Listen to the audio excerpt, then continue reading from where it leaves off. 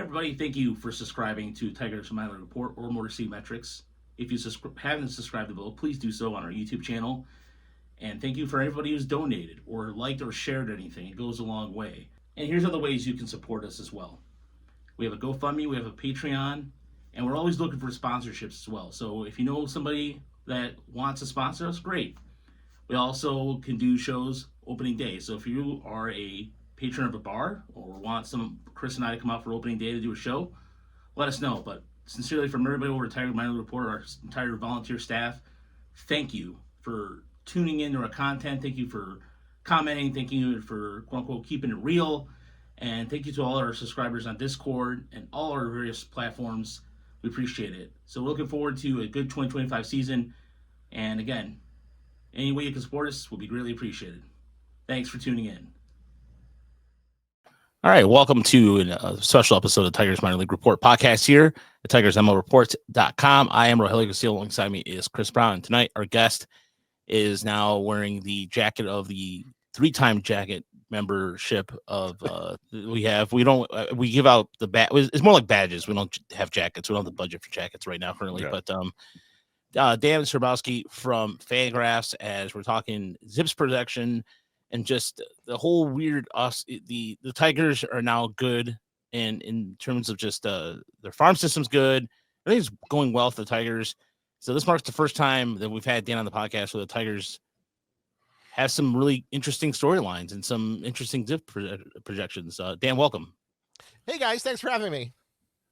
Yeah, absolutely. No, it's kind of fun. You know, the Tigers ZiPS projections came out a couple months ago, and I remember back in that article you said it would help them if they landed Alex Bregman, and it seemed like they tried, and it just didn't work out. But they've added a couple other players since then, Jack Flaherty being kind of the big one.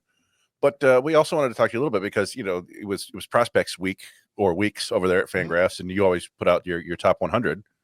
And there's an argument to be made that the Tigers have the best farm system according to ZiPS. Now, you could probably argue the White Sox ahead of them either, but the way I saw it, the Tigers are the only team with 5 prospects in the ZiPS top 100, I believe. Yeah, they have 5 in the top 50 actually, yeah. And no other team had even 4. A couple had. Oh, actually, the White Sox had 4. I'm a liar, but at least from a statistical standpoint, the ZiPS projections have reasons to like the Tigers, and I mean, like all projections in the future, you're going to miss a lot on prospects, but generally speaking, the ZiPS gives kind of a slightly different take than the scouting takes do. And I always like to do it because it's, variety. Also, people will link it. And since that's kind of my job to have people read my things, that's also useful. Yeah. It's interesting because I always found like ZiPS projections a lot of times they'll uncover guys that not necessarily that aren't getting the kind of the scouting love that you would see. It may just kind of overlooked for whatever one reason or another. Maybe they're not the right body type, or they're not athletic, but they're offensive. So it's always a fun list to kind of go out and find the names that are sticking out that you don't see elsewhere. Mookie Betts might be the best example of that because back in 2014, ZiPS had Mookie Betts way higher than everybody else did around baseball. Mookie Betts was kind of more of a favorite of stat guys than the scouts. It seems weird to think that now because he's such a well-rounded, complete player. But then again, stats also miss things. That same year that ZiPS loved Mookie Betts, it also liked Arizmendi Alcantara, and that didn't quite work out either. So if I start saying that, these projections are infallible, then someone should, pick up a shovel and just smack me in the head until I rescind that claim. Yeah, but it's part of the broader. I know it's a fun part of the kind of the prospect and projections landscape, obviously. And I'm old enough I remember the skepticism about Mookie Betts. A lot of people thought he was too small. The scouts, they didn't know if he would hit for real power, and sometimes guys just break the mold, right? I remember the same sort of things with Jose Altuve. He was like, oh no, well, he's so small, he can't do anything, and sometimes these guys just break the mold, and sometimes you do have to believe the stats. No, totally agree. And largely speaking, scouting has started to kind of integrate some of the ideas that stats bring to the table. Like you will see scouts more comfortably use resources like StatCast, especially because we have AAA data now. So it's an interesting because teams are incentivized. See, every team is pretty much into analytics to some degree or another. I mean, even the White Sox, which I wouldn't really call an analytics team, they've at least bothered to employ a couple people that are related to analytics. So at least they're giving, someone money related to it. So some kind of commitment, which, wasn't there 30 years ago. So it makes the prospect week is a lot of fun. I do like it because it's a little different from projecting just the 2025 season. Yeah, I mean, you have three teams in there too: the Tigers, the White Sox, and the Red Sox, who are traditionally not. Traditionally speaking, in terms of historically speaking, the Red Sox have been. I don't see them as I don't say prospect powerhouse per se. They've had times where they're just really good, just on a few players. But what's even more fascinating about this list is the fact that the Red Sox, half the White Sox players are some that came over from the Red Sox trade. And the Red Sox are still well represented on this list. Yeah, the Red Sox have ranked highly in the ZiPS top 100 in recent years. I'm sure the White Sox will somehow ruin it and it won't work out for them. But there's something just kind of frustrating about the Red Sox, just in general, just because it's kind of worked out for them in the end. They'd be better if they had Mookie Betts. Yeah, but their slow build where they kept the team kind of together and they built up their farm system does look like it might pay off. And, there's always this feeling you don't like the cynics to win. Yeah. But the cynics win a lot in life. That's just how it works. Well, yeah, I mean, you see that also with, Tampa has with, 24 Yeah. prospects to the top 500. They're just stockpiling prospects forever. It's interesting. And, I think the Tigers kind of want to be like that. Not necessarily like we saw that they were willing to pay Alex Bregman $170 million. So I don't think they're going to be out there, completely phoning it in. But I do think that they want to build that really big, deep farm system, which is not, I think there's something to be said about being able to do both, right? You don't have to not spend to build a farm system. It helps to obviously pick high in the draft, but there's a lot of ways to improve your farm system these days, and the Tigers have done a decent job of that recently. But one of the things I noticed is they, despite having 5 in the top 50, they have only 15 in the top 500, which is kind of something that Rogelio and I have noticed too. We focus almost entirely on the Tigers system, and we make a top prospect list, and it's really fun in that top 15, and then after that, it's like anybody's guess. Yeah, it's interesting how that works out, that they're kind of top heavy, which isn't necessarily bad, especially for a team that can contend right now. I think, generally speaking, when a team is better, it's better to have fewer higher end prospects, because at the point your team is solid, there are fewer holes on the team. Mhm. While I think a team like the White Sox would actually benefit from a large base of prospects, throw a lot against the wall because they need help everywhere. You look at the Tigers lineup, and there really only are a few obvious spots where someone could force their way into the lineup in the next year or two. So that's a good thing for the Tigers. I think, they're obviously not the favorite in the AL Central, and the ZiPS only projected them to be fourth by a couple games. It's pretty close race, it looks like, but they have almost as good a probability, I think, as anyone else does. Yeah, I mean, what I think about talk about the Tigers in terms of just the amount of prospects that can fill the gaps. For example, Kevin McGonigal, Max Clark come to mind too. It is a system too, also that it's just in terms of even just looking at the sheer volume of relievers that just kind of like the Sean Gunthers of the world or anything. It just seems like that's where to me, this is what's fascinating about ZiPS is no one expected Sean Gunther to come out and do that at all last year. I mean, he's just a guy who Tigers signed 2 years ago, coming back from injury, and they kind of did a slow build. But it seems like now the relievers now, it turns out that the bulk of relievers that the Tigers are able to just kind of mass produce. I don't want to, maybe for lack of a better word, but that just seems like the way it's going with that. I actually don't think you're far off with that. A few years ago, the bullpen looked pretty bleak, and I projected them as such, but they have really just produced a lot of solid relief arms out of nowhere, which is a good thing because a lot of quality teams have had that characteristic. I think you can go back to the Angels when they were actually a playoff team, before Mike Trout for some reason.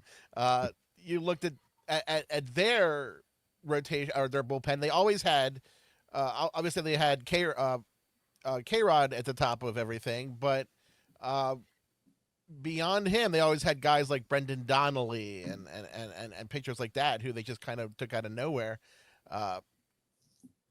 And I think, generally speaking, you get the least bang for your buck when you get relievers in free agency. So if you can make relievers at will, that really helps you quite a lot, I think. Yeah, it's one less thing you have to acquire, spend money on or trade for. So that's always a big thing. I was digging in and just looking at the Zips top 100, kind of talking about pitching here, and I noticed you got Roki Sasaki number 1, but then there's not another pitcher until Noah Schultz at 27, and I don't know if that's something that's, if historically Zips is a little bit lower on pitching, or is that just a reflection of the kind of this year's crop?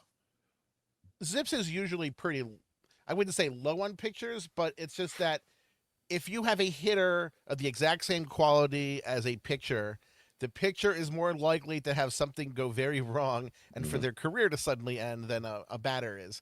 And obviously there are extremes, of course, with batters, but from a general standpoint, that is something you have to take into consideration, that your pitcher, who is great, may just be gone forever the next day. And that goes for prospects, that goes for veterans. I mean, how quickly did Brandon Webb go from an all-star starter and then, we never saw him again? Yeah, that's a like bummer. An episode of Quantum Leap. He just leaked out, and we never saw the Brandon Webb character again. Well, I mean, the famous Mark Fidrich in Detroit, right? Like, sometimes it's they look like future Hall of Famers, and then you just can't keep it up. And it's a shame. And so it does make sense that it factors that in because pitchers just break constantly. Some teams just seem fine with that. Again, the Dodgers and Rays just seem to stockpile as many pitchers as they can, and then just tell them to pitch till they break, and then replace them, which I don't love. The Dodgers have kind of really, built their strategy around that, in that they acquire like 12 or so starting pitching options that have great stuff, have high upside, and serious injury concerns. And it's almost like the like how modern delivery logistics work. That comes as quickly like when it's needed. Like they just assume that at any time they will have 4 to 6 of those guys will be healthy at any given time. And sometimes it doesn't work. That kind of broke down in the playoffs last year when probably they had like 2.5 guys they could count on out of 12 options because of a rash of Tommy John surgeries. If you can have such a malady exists, of course they won the World Series because somehow they managed through that. Just last year was fascinating. The same with the Tigers, obviously in the playoffs. The way they just kind of made up like we don't have multiple starting pitchers, so let's just wing it, guys. But that's just modern pitching theory, I think, and there's a lot behind that when you can't count on pitchers to be healthy. Yeah, total. It was the pitching chaos thing was something to behold, especially when you go to talk to Hinch before the game, and then just with the smile on his face, just going, I don't know what's gonna happen. I mean, he really legitimately was off the seat of his pants a little bit, and that plays into especially a team like Cleveland, for example, where Cleveland couldn't prepare for him, but still, nevertheless, that was a good series to watch. But so I was looking at some of the top 10 positions, and one position that stood out to me was first base. And I feel like at first base, in terms of Zips, in terms of some of these prospects, I don't know about you guys, but to me, there's a lot of just seems like there's some big bats that are they're heading up soon. They're going to get some time, especially with saw that the Jack. I can never say his name right. The guy Leone? Leone. Yeah. He was on the Arizona Fall League for the Royals. Nick Kuntz, who we totally we did not get a chance to watch in High A, totally missed it. But it just feels like first base is a position that's in vogue again. Yeah, if you look at the top prospects list, ZiPS does not usually rank a lot of top first basemen very high. Usually, players who end up as good first basemen right now are still playing other positions at this point in their career. But there were a couple really fun bats coming through the system, and oh god, I don't want to say his name either because I say it wrong every time. Like I'll say Castiglione, Cagnazzo, or like no, that's one of the fiends from Final Fantasy IV. That's not him. That's the kind of stupidity that I do on a daily basis.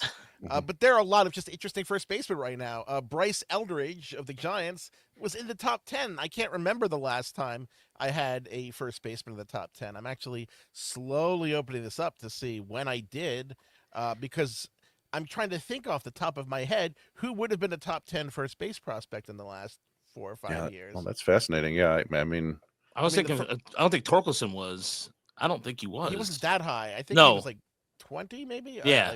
I will. Let's see. yeah. Okay, I'm trying to. I'll go tell back. you guys in a minute. I have to kind of. Yeah. So yeah, I mean, Vlad Jr. was a third baseman, right, when he was coming up. Yeah. Yeah, that's interesting. Let's see. In 2015, it was Greg Bird at number 60. Oh, AJ Reed in 2016. That didn't work out. Oh, well, I mean, yeah, that was a classic one where the scouts had it right, where they said he was strong and it didn't have bat speed, and sure enough. But boy, I mean, it's hard to argue with his numbers in the minors. Cody Bellinger was number 4 in 2017. Let's see. And in 2018, the best was Ryan McMahon at 66. I didn't do it 2019 for very stupid reason.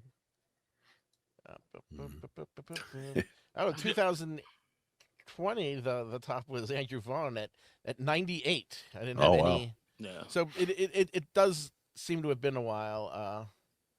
Torkelson was 25. Tristan Casas was 56. So to have this year to have someone in the top 10 and then Eldridge and some pretty interesting names there is kind of unusual, and I'm glad to see it. I like a good classic big first baseman that crushes the ball. Yeah, we saw somebody. We saw a scouting report from the AFL that put a Dave Kingman comp on him, and we just found that fun. Yeah. You don't hear a lot about Dave Kingman anymore, but boy, that guy could hit the ball pretty far. Yeah, I was rooting for Daniel Vogelbach to be bigger than he is, than he was. As a player, not physically. Yeah, I know. I got you. You like to look at TV and look at a professional athlete and say, "Hey, I could beat him in a race." Yeah, I mean, he kind of had the John Goodman and the Babe thing going on there. Yeah, but he had more of a T-Rex arm thing going too, though. Oh yeah. Yeah. It also feels like that there's just a ton of catching right now. I don't know if that's and I would assume catchers usually get rated fairly high because of the defensive component, but it feels like there's a lot on regular top 100 lists and on ZiPS top 100 list. Yeah, because the thing is, you end up having a lot of catchers as prospects because a lot of catchers just kind of disappear into nowhere even after they started their career. Guys that look like they were established, like Ben Petrick, if you remember him, Ben Davis, lots of other guys named Ben. When I don't know if you remember Javier, he ended up having a career, but Javier Valentin was a huge prospect with the Twins, and then he suddenly just stopped hitting. He literally had like in A ball, he had like an OPS near 1,000, and then it was like 600 the next year in Double A. And he went from like being high on lists to like being nowhere on lists. Catchers just have kind of a blow up potential, so you need to make a lot of them to have successes, kind of like microprocessors. Yeah, the one guy I always bring up is from when my earlier days following was James Skelton, who was a guy in the Tigers who was very tiny, but he played catcher and he walked a ton. He didn't have much power. He hit for average, and I was like, "Oh, this guy's going to do it." And then no, it just never worked out. I think he became a second baseman. Yeah, I do like the catcher second base outfield hybrid, like Austin Barnes. I like catchers being used in random places, and then teams carrying third catchers for some reason because of this very rare situation in which both their catchers get injured in a game, Yeah. which seems to be the greatest fear of people of all time. That used to be the norm too. I remember Sparky Anderson. Sparky loved carrying 3 catchers. It was until 92, 93. It was a norm for him to carry 3 catchers. And when you look back at some of the roster battles he was facing there, he's like, oh, I'll just rather send back a prospect than I'll carry Chad Kreuter. Damn it! I mean, I'm going to carry Chad Kreuter, and just like some of the third catchers the Tigers had it was just like a shuttle back between that and Triple A Toledo. It seemed like they have the 3 catchers, but yeah, it seemed a guy too, like a guy who I've kind of been watching for a while, Harry Ford, the catcher in Seattle, who I feel like is going to end up at some point being that kind of. He could be an outfielder too. Yeah. But I just never understood the fear. I mean, the Blue Jays had it a few years ago. They're like, but what if we have Jansen at catching, and if Kirk is the DH, if he's injured, we'll lose the DH for the rest of the game. So if he gets injured, you'll have the pitcher bat once. Is that really? You have to have a whole roster spot because of that. They should just go like NHL rules, right? Where if you lose both your goalies, they just put the Zamboni guy back there. They should just whoever the bullpen catcher is. If something goes wrong, the bullpen catcher can come in and catch. They could put one of those. Those little springy nets that kids throw pitches into and it bounces back. A pitch back. That could be, the emergency catcher. Yeah, or even the was it the what's that thing they have in what was it? I'm trying to think of what's the sport? Damn it, we were just talking about this yesterday, the other day. The with the strike zone, and they don't have a catcher right now. With the yellow bats, wiffle ball. Wiffle ball. Yeah. All right. Yeah, I got you. Yeah, just like a little wiffle ball square frame behind there. Yeah. But what about the passed balls? Yeah. No, it was just getting back to the top 100 real quick. I noticed the second highest rated player by ZiPS who is unranked on the regular on Eric's top 100 is Jace Young of the Tigers. And he's he's fallen off a lot of prospect lists, I think, because partially he came up to play the majors last year, didn't hit for any power, but he had a hurt wrist, and he was like -6 defensive runs saved in a short amount of time. So I was kind of curious because even in the ZiPS projections for the Tigers and in this that they both like Jace Young's defense. So I don't know. I'm curious what it's seeing that other people aren't. Well, ZiPS uses it. I have some pretty good defensive data for the minors. I had the locations of where every single ball is hit, so I calculate a probability of play based on the location and the hardness and the angle. So I know, like, I measure, for instance, ground balls. 0% is up through second base to 45 to 40, -45 to 45, and there are predictable rates that fielders in those positions will make those plays. Like the ones up the middle, they're made like 40% of the time, and the ones that are like 20 degrees from left into the right of second base are made 80% of the time. And Young came out fine there. And one of the things that ZiPS does like is prospect guys, they believe in players, so they look for upside. And ZiPS tries to with the methodology I use. I use the average of the 80th and 20th percentiles. But there's a lot to be said for a guy who's hit in AAA, has performed some in the minors, and is projected to be a league average player right now. That has a lot of value over a speculative wins years in the future, because you had to discount wins over the long haul. A win in 2025 is more real than a win in 2028 is. Yeah, so there's the kind of the proximity bonus there. And that's interesting. It does sound vaguely similar to the way that I guess StatCast kind of determines their defensive metrics, right? Where it's probabilities based on where the ball is and how far they have to go and so forth and so on. So, yeah, I mean, it was just an interesting thing because, he's Young has been kind of downgraded in a lot of places, but he's top 20 here, which I think that would certainly make Tigers fans happy if he comes out and produces, because it looks like he's going to be at least in a platoon at third base this year.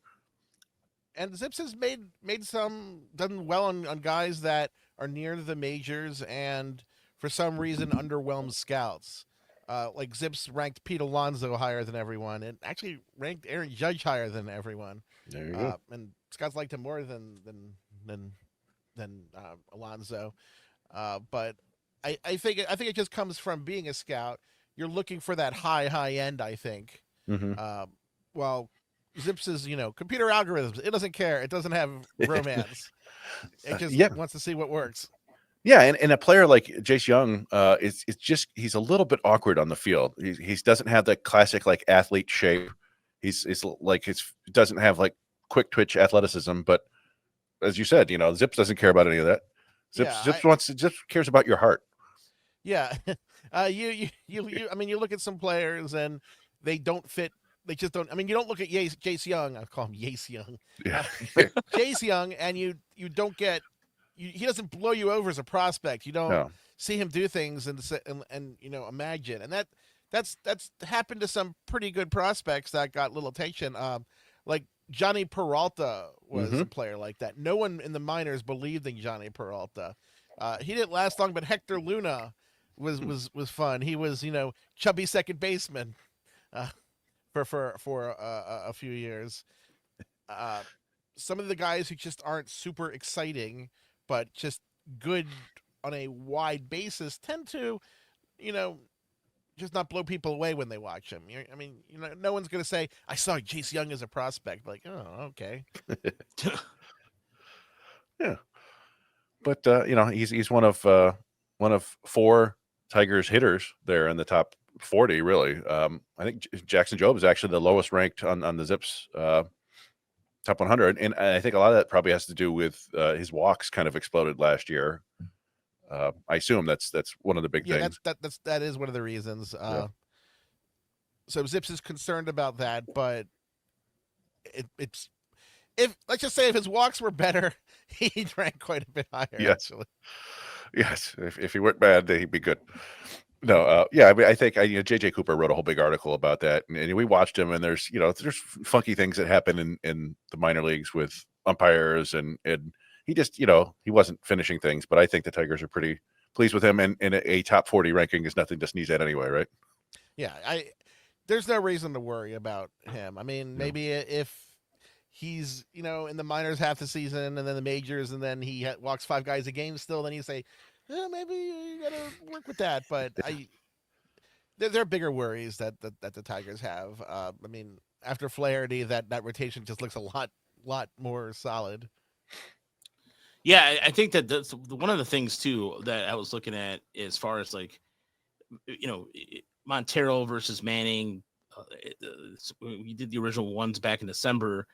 It is now the Casey Mize has a new quote unquote slider. Is it the slider, Chris? He's supposedly 2 new sliders. Yeah. Yeah. I don't know how many sliders you need, but yeah, it's on a video game. Yeah. That being said, too, it's also like one of the projections too. I know we're gonna get some questions about was Kerry Carpenter, and because Carpenter is a platoon player, and that's kind of that plays into it, correct? I mean, in terms of just because I know there was something that came up on our Discord. I think it's in the DH. That's a pretty big penalty, right? Yeah, I actually use a smaller penalty than FanGraphs does when I do the team rundowns.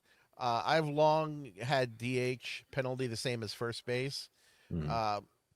I've been arguing for this. Tom Tango, Mickey Lichtman we've all looked at it, and there actually seems to be a DH penalty that's like a milder version of the pinch hitting penalty, that sitting on your butt for most of the game and coming in to hit is actually not that easy. Even when you do as much as you can to weed out players just there for an occasional off day, or they're coming off an injury or going on to an injured list soon after.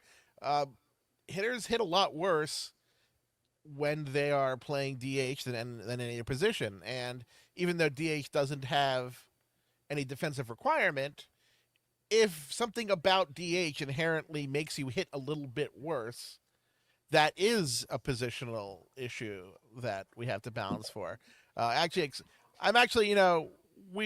are in a constant process of reevaluating how we do the positional adjustments in FanGraphs War. I'm pretty sure, I don't want to, guarantee anything, but I'm pretty sure that that first base DH penalty will be similar in the not too distant future. I'm still arguing for pinch hit War being evaluated at a much different level. Interesting. It'll help Carpenter's stats a bit. And, just because a guy doesn't have 4 WAR doesn't mean that he's not valuable.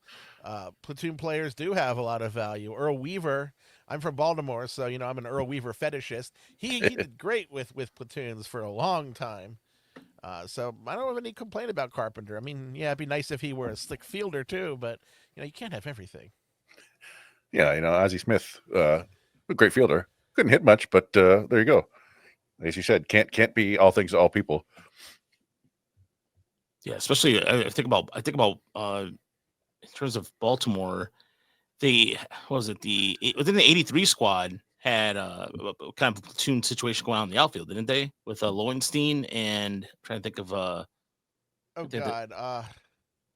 you see, you're gonna be at the spur of the moment here. Sorry, Lowenstein, his peak was kind of a few years before 83, like 81, 82 was when he was at his best. Oh God, I'm trying to remember my roster. You see, 20 years ago, I could have done this, but as I get older, oh God, what was Ron Renique's brother? What was his name? Ron Renique. His brother was the guy. Gary? Not Gary. Gary Renique. Yeah, Gary. Okay. Yeah, Gary Renique was a common platoon mate. Okay. Yeah, because I just the reason why that lineup stood out to me too is because it just seemed like everybody, like historically speaking, I mean, it's just one of those lineups where across the board it's just a bunch of solid guys. I mean, Cal Ripken Jr. obviously and Eddie Murray, but everybody else just seemed like a bunch of, I don't want to say, I'm not trying to say nobodies. That's not what I'm trying to say. It's just it's a bunch of solid, just under 2 WAR players. It was just a solid. It was. I don't like nothing spectacular. I don't know how else to say it. They had a good bench. I mean, yeah. I completely forgot about Disco Dan Ford's platoon mate Jim Dwyer. That's okay. That I looked at to cheat, but. And I was thinking about one of my favorite former. Pretty sure he was. I know he was with the Dodgers. Former Tiger John. Who played. He ended his career. John Shelby. That's always what I was thinking of you. Yeah, I remember Shelby. Now the Orioles, the Tigers did have one of my favorite Orioles of all time in Mickey Tettleton. Mm-hmm. Oh yeah. I actually bug the MLB the show people like over email to add Tettleton one year. I really want to have the Tettleton year in MLB the show. That would be fun. I already bugged them and gone to add my name, which helped me out for Road to the Show. Yeah, for so many years I had to be Dan Zeminski. Yeah, it's funny. I have it's such a common name that it's easy for me to go to. And I can even put my son's name in there too. But yeah, for some people, I'm sure it's not that much fun. Although every now and then you see a name in there, you're like, all right, well, that's somebody who was developing the game. Yeah. Sometimes people will message me on Twitter when my name pops up in a draft in the game, which amuses me. I'm like, well, why didn't you draft him? I mean, if you really want to make me happy, I mean, give this guy a job. He's a 30 runner. No, but yeah, I don't know. It's that's a fun thing. I don't know, Raj. Do you ever? I'm sure they have Castillo in games. I don't know if Rogelio. Oh, yeah. No, Rogelio is not Rogelio doesn't really come up that often. It's, but you can, Roger can. Yeah, Raj. Yeah, I mean, if bastardized or the English version of it, it's just anglicized, but that's fine. I mean, they don't have Rogelio in the names that you can choose. Because no, there was a picture a few years ago with the Nats. Rogelio Armenteros. Yes, yeah. That's it. Oh yeah, the outfielder for the A's too, right? Wasn't he? There's well, that was Lazaro Armenteros. Oh, why do I always think of? I was thinking of he was with Houston, wasn't he? Rogelio Armenteros looks like he was just Nats. Oh yeah, he was in Houston 2019. Yeah, the Cuban. He was a Cuban player, I believe. Yep, that's right. Yeah. So they should Rogelio should be in there. We'll have to check. Yeah. That's what I'm trying to find my PS5 controller. I can actually access it from here. Rogelio PS5 controller. because I haven't played the show in a while. It's been, admittedly, it's been a while because I'm a super mega baseball guy because I love super mega baseball. It's one of those games that easy pick up and play. It doesn't have the simulation stuff, but that's okay. I don't know. But it was a decision with my wife. I can't get both baseball games. I have to choose one. So, but Chris, did you want to go into any of the other prospects? I mean, Kevin McGonigal coming up there at number 26. I mean, that's a fun one. I don't think it was the ZiPS commentary. It may have been the piece about combining to find a peak OPS plus. I think it was a piece about that where there was some it seems at this point there's a little skepticism because McGonigal's OPS or WRC plus whatever has been driven by walks a little bit thus far. That is a concern. Yeah. But ZiPS already does take into consideration about it does. I don't want to say mentally. It does algorithmically have a little bit more suspicion of the walk heavy guys because they sometimes fall into that Ben Grieve, Jeremy Hermita trap where I tell people not to worry about strikeouts so much for someone who's killing the ball because that shows that they're aggressive, and against minor league pitching they should be aggressive because minor league pitching is giving them a lot more things to punish. Jeremy Hermita was one that I remember that one well. He's like a perfect prospect, and then it just didn't work out in the big leagues. He was too patient. He waited forever for the pitch. And I felt like, was it Lars Anderson was another guy like that? Oh, I remember Lars Anderson. I haven't thought about him in a while. The Boston, he was the more highly ranked first base prospect there, and then so they just traded away into the Rizzo. But yeah, I mean, I don't know. I get a little bit worried about who is it? Like Josue De Paula, I think it is. Now I think he does hit the ball pretty damn hard, but he's a guy he was like a 20% walk rate and a 20% strikeout rate, and I just worry somebody like that might just be too passive. But yeah, it is a concern, but you'll see that as they go up the ladder, I guess. And then there's a player he didn't make the top 100. We've just kind of been higher on him than I suppose the industry is Hao-Yu Lee, and we thought his numbers were pretty good for a 21-year-old in Double-A, and he shows up on the Tigers list. Okay, I think future 104 OPS plus or whatever, but I don't know if you could say how close he was to the top 100. I'm actually opening that because I still have 2014 to 2024 open. Don't want to put you on the spot there, but pretty sure he was in the top 200. Yeah. But it's just, it's an interesting case there because, he doesn't get a lot of prospect love, but it felt like, for a kid that age performing the way he did, and the tools aren't bad. But yeah, he was 129. All right. The problem it looks like is that his defense wasn't projected very well. Gotcha. ZiPS thought he was going to end up different on the spectrum. Mm-hmm. Well, that makes sense. I thought there was a high chance. And his official projection this year, I'm trying to see where did it go? I should have all my spreadsheets open at all times. No, I put you on the spot. We're talking about video games, and I just bring it right back to Hao-Yu Lee. Yeah, but hold on.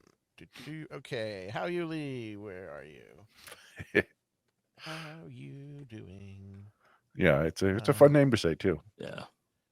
Yeah, he looks a little lower in the 25 projections just because ZiPS pulled him up as a DH because he had been DHing. As a second baseman, it thinks he's about 6 to 8 runs below average defensively. Oof. That's about the same, I think, as Cole Keith was. Yeah, but it likes Colt Keith's bat more. Yeah. Although, I have mixed feelings about him at first base, but that's probably a little out of scope.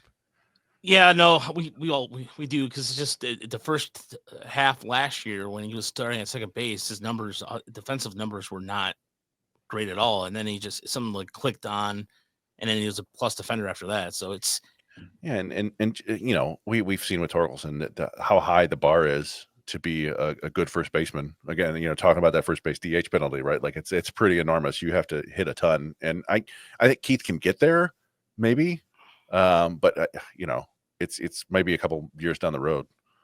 Yeah, it kind of feels like you needed to find the Gleyber Torres of first base. Yeah, that would have helped.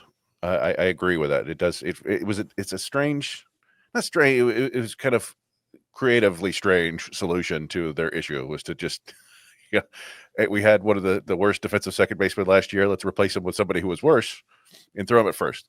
But I don't know. We'll see how it goes. Unfortunately, there is no Rogelio in MLB The Show 24. How dare they? It We goes should. Rodrigo, Roger, Rogers, Rolando, Rom, in the Rom. first name. So you Was can Rom the can't Space Knight? What? Sorry. You can names Romick.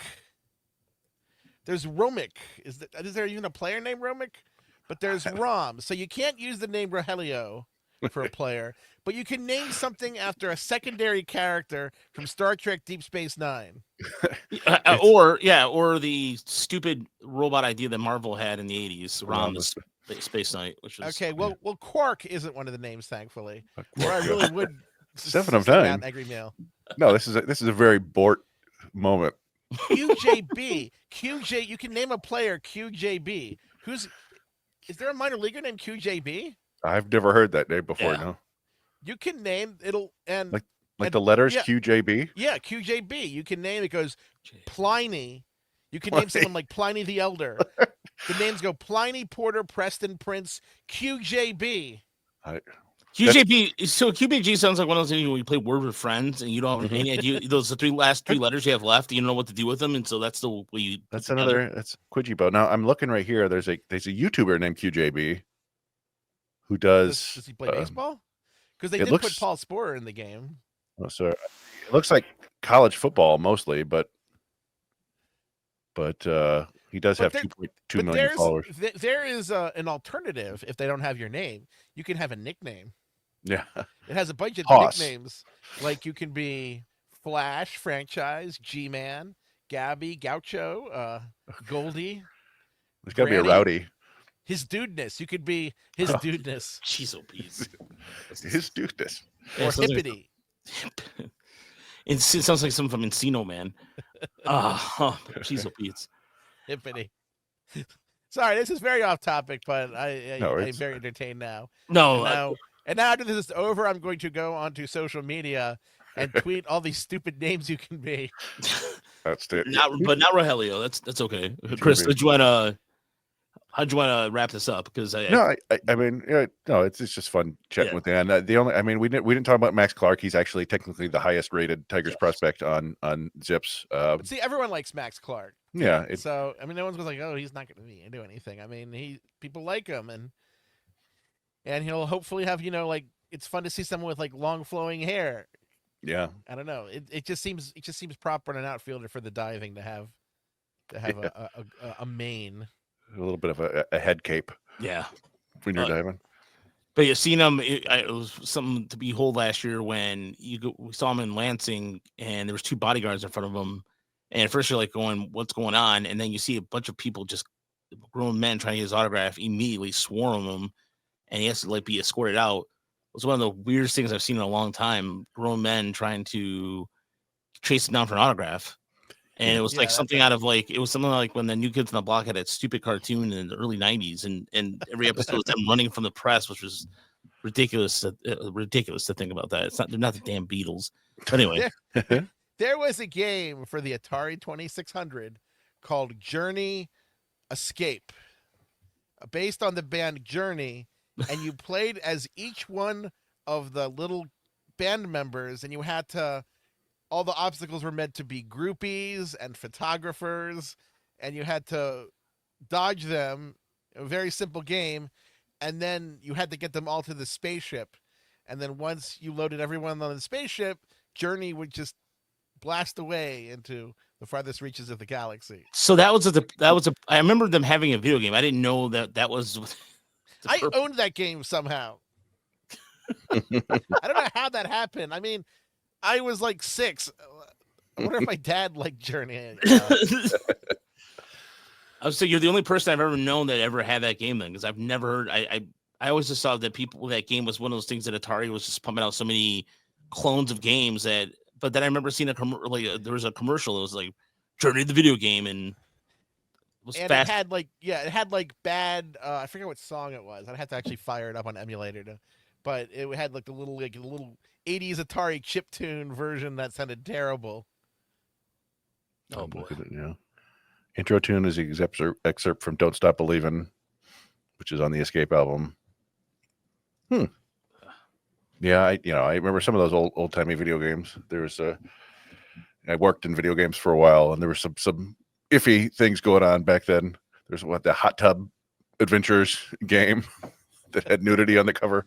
Custer's Revenge is one of the most reviled games ever. Yeah, I don't think we're even allowed to mention Custer's Revenge. That's one of the worst things of all time. I liked in Roger Clemens. I love the game Roger Clemens MVP Baseball. Later on, this was Nintendo, and they were very, very unlicensed, but they just changed everyone's name slightly, so that it would. Yeah, you knew who it was, even though it wasn't them. Yeah. See, now what I want to do is I want to play quiz time with you guys. All right. I want to see if you can guess what. It'll take me a minute to load this up, but to see if you can guess which player is there stealing. Well, I mean, this is. Did you ever play that one, Ron? What, quiz time? No, the Roger Clemens baseball. MVP Baseball. Oh yeah, I played that game. Yeah, it was for Super Nintendo, right? There was a Super Nintendo version of it. I don't know. I had the NES version. Yeah, I think I might have had on Genesis. Okay. Yeah, but we rented that game twice in the span of a month over at Video Zone at my house, and then we ended up buying it at Funko Land when Funko Land was a thing. Yeah, it was based on the 1990 or 1991 season. All right, yeah. So this, Give me a house. I'm ready for sure. Okay, yeah, it's fired up. Let me get my input here to make sure my gamepad is configured right. Okay, left down, left, right. Select, start, B. Nice. There's not a lot of buttons to configure. Okay. One player. Exhibition. We need the American League. We need the American League East. And these are the teams are, of course, the Toronto Bears, the Boston Hornets, the New York Rebels, the Detroit Wheels, the Milwaukee Marshals, the Baltimore Eagles, and the Cleveland Tomahawks. Oh, yes. Very nice. Just.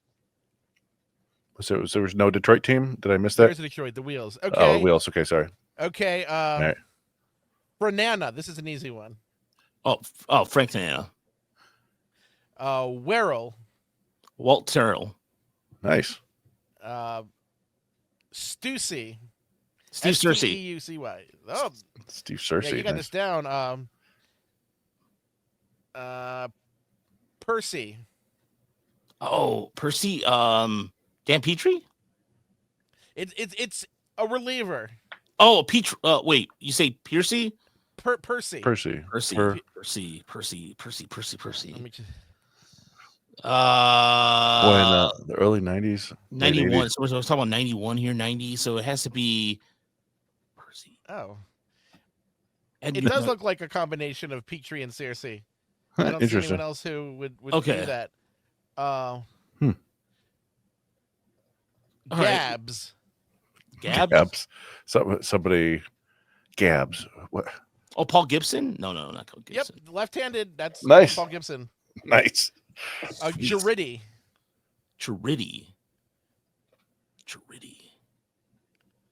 Gullickson? Bill Gullickson? No. Jerry Gongleton? Oh, wow. Giridi was John Cerruti. John Cerruti. Oh, rest in peace, John Cerruti. Former Blue Jay. Okay, I think the hitters are very easy. All right. Like Meltram. I bet you can't guess who that is. Meltram. I like that name though. Meltram. Meltram. Yeah. Sounds like some sort of like Japanese super train. The Meltram. Yeah. The lineup is very, very easy. Mm-hmm. It's led off by Phipps. All right, Tony Phillips. Yeah. Then of course Lloyd B. Lloyd Mosby. Yeah, Lloyd Mosby. And then of course Meltram and Fieldman.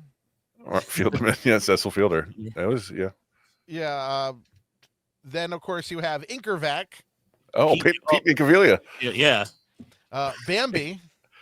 Bam, Rob Deere. Yeah. There you I go. love that this Bambi. Mickleton, There you go. Mickey Tettleton, right? Yeah. Fryn, Fryman? Yeah. and Coililt. Oh, Milk Milt Kyler, one of my Yeah. favorites. Outstanding. That's fun. Shell. Shell. Shelby? Yep, mentioned already. The second John Shelby mentioned. Yeah. Unrelated to the same. John Shelby. Yeah. See, they didn't seem to get the roster completely right because one of the backups is Ludacre, which Scott he's Lusader? not a backup. He's a starter. Why is he? Oh, Lou Whitaker? Or no, I think it's Scott Lusader. Maybe Scott Lusader? Yeah. The Japanese started Phillips. They started Phillips at second, and they have Lou Whitaker on the bench. Oh. All right, because That's Scott not good. Lusader was around the same period of time too, I believe. Yeah, that would was have been Whitaker. a deep That cut. was like a 6-war season for Whitaker. Yeah, Yeah. like age of 33 or something like that. Yeah, he was. Yeah. Okay, well, you guys did very well. There's Oh, thank you. another fun one. I won't open it up because then it just becomes NES Baseball Cast. Is Legends of the Game. Oh, that's a good game. Yeah. It's fun, but one of the fun things about it, it encouraged you to have a varied roster because like you'd have to see how they were feeling that day, and they would change their abilities based on whether they're feeling great or I'm not doing so well. But it was fun to see who Japanese game programmers in 1990 thought were the best baseball players of all time. So you have like Babe Ruth and Lou Gehrig, and then you have like Bobby Richardson for some reason. Bill Freehan actually made that game.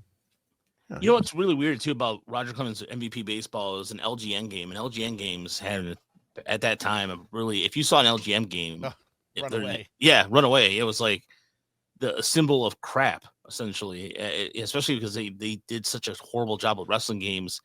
Well, I mean, it'd be debated if, like if for example, the ones that came on Super Nintendo weren't bad, but all the wrestlers had the same moves, so it wasn't really not one of them. You could be the Ultimate Warrior or Bret the Hitman Hart. It was the same moves.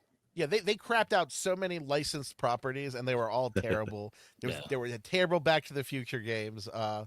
They had a terrible baseball. Roger Clemens was actually pretty good compared to their usual effort. Yeah, that's what's surprised me about that title. It was a LGN, and it wasn't bad. I mean, it was a different game.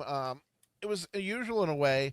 I don't know if you remember, but it wasn't played from the same perspective as most baseball games are. It would change perspective based on where the ball was. Like if you were an outfielder, it would switch like camera angles to be behind the outfielder as you play the ball, which is kind of unusual in games. Normally you take kind of an overhead view when you're controlling like an outfielder. It doesn't really become a third person, Elder Scrolls outfield game. Morrowind.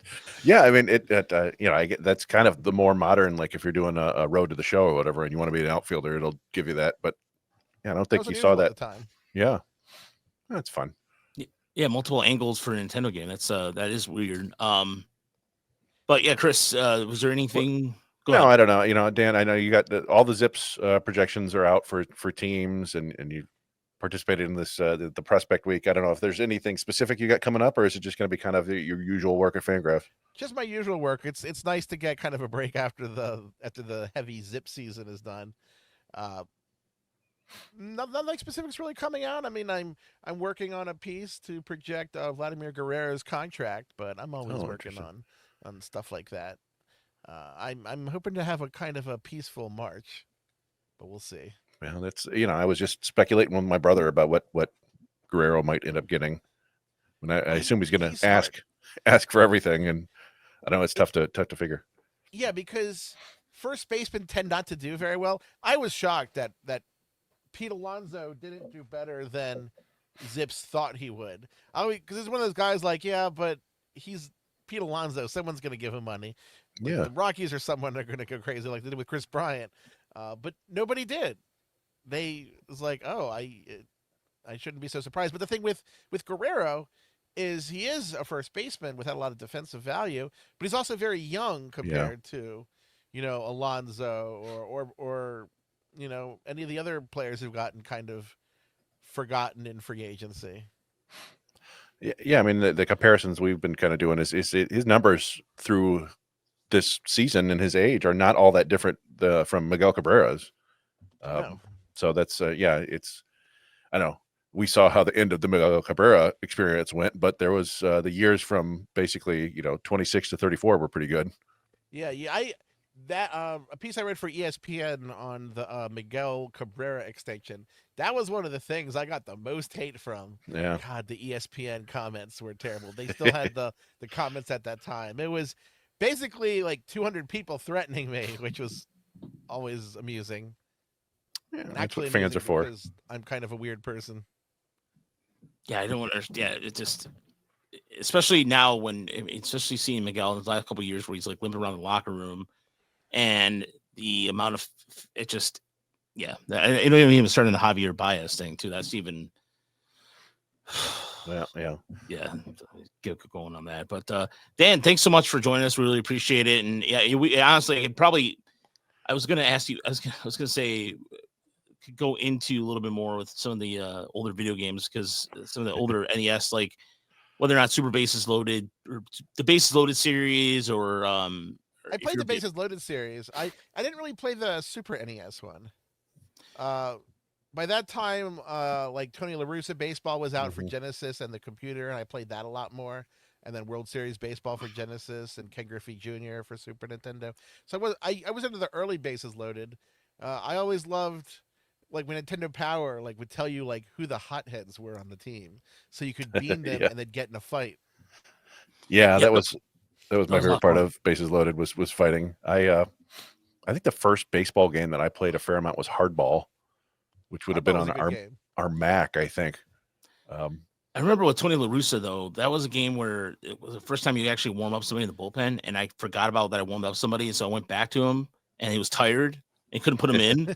That was the first time I was like, what? It was the first, it blew my mind that you could warm up somebody in a bullpen like that. Yeah. But then you realize you had to monitor it, and I don't know, that was really cool at the time for that. It kind of shows how much like the game has changed, because back then Tony La Russa was kind of one of the more advanced managers from looking at players. And then, 30 years later, he was not one of the most advanced managers anymore. Sleep at the wheel, practically. Yeah, that was a good game. I used to play in the managerial one-pitch mode, and I'd keep the stats for the players in Lotus 1, 2, 3. Wow. Pre-Excel. And this was the game. It would save, the battery would save the standings, but not the player stats. So that's why I had to keep them myself on spreadsheet. Yeah, I think I did something similar, although I was not advanced enough to do spreadsheets, so I just had a pad of paper. That's what I did for Super. I did that for Super Baseball 2020 for Sega Genesis. Yeah. I had it for until a few years ago. I had an old notebook with the stats for my all robot team. So I had an all robot team. My brother and I would share and play. And then for whatever reason, sometimes Genesis would it would stop the middle of the game when we got so far in the regular season, and then we had to do the whole stat thing over again. And you see in the notebook just like crossing out but anyway, yeah, there was just fun times. But thanks again, Dan, and I look forward to more of your AI art, and just like it's a nice change of pace in Twitter world, where Twitter's kind of accessible these days, and every once in a while to see some humor and see some randomness out of it it's a nice change of pace. Well, so I appreciate it, and thanks for having me. I do like that everyone hates each other, and I'm just doing my goofy nonsense. No, it's good. Yeah, it's stay above the fray.